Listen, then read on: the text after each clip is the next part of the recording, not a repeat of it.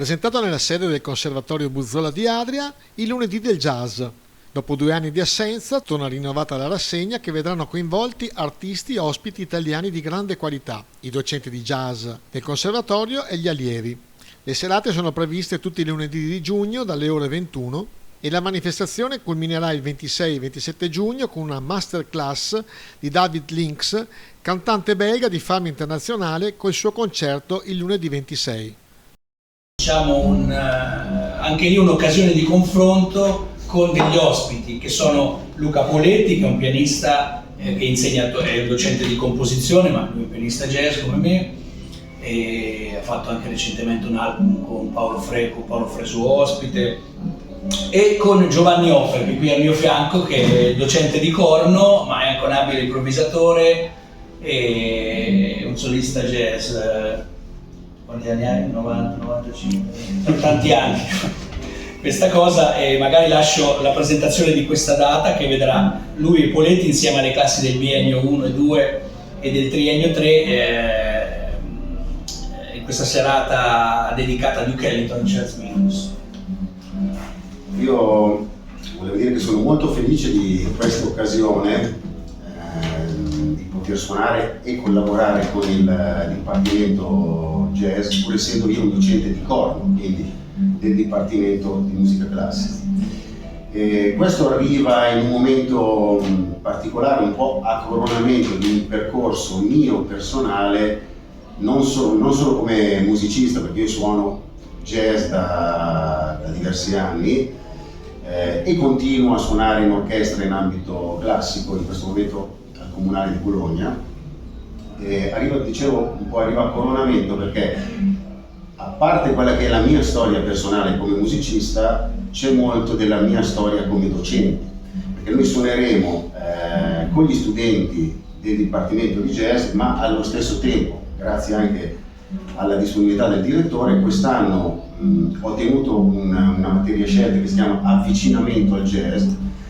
e quindi in questo concerto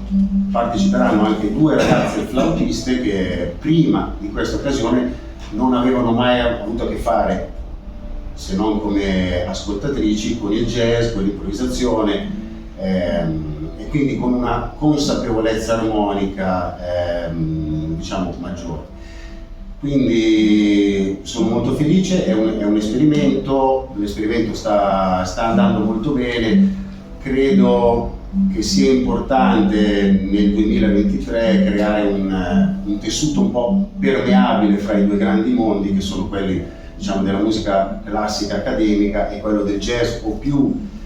in generale della musica, se vogliamo definirla, che viene da una tradizione popolare, quindi anche un po' altri tipi di musica, trovare dei punti in comune e soprattutto dare la possibilità ai ragazzi di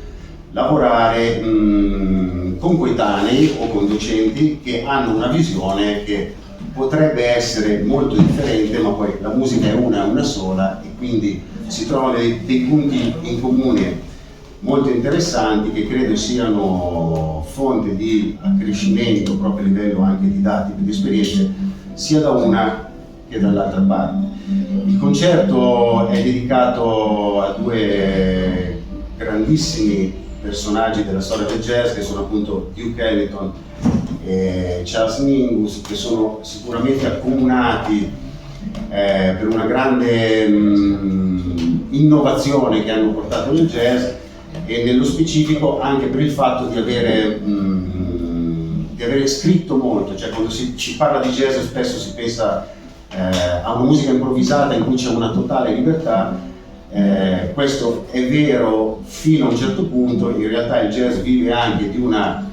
grammatica compositiva specifica, che spesso va a recuperare, come nel caso di Duke Ellington, alcune forme che sono tipiche della composizione classica, e quindi credo che il programma sia particolarmente azzeccato per cercare di unire i 2 mondi, e di questo gliene rendo merito.